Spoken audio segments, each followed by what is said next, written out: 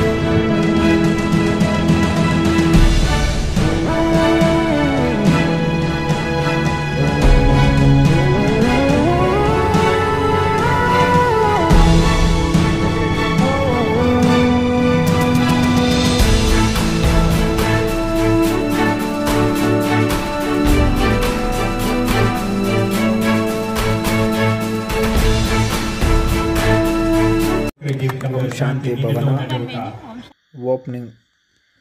ఓం శాంతి, ఓం శాంతి, ఓం శాంతి.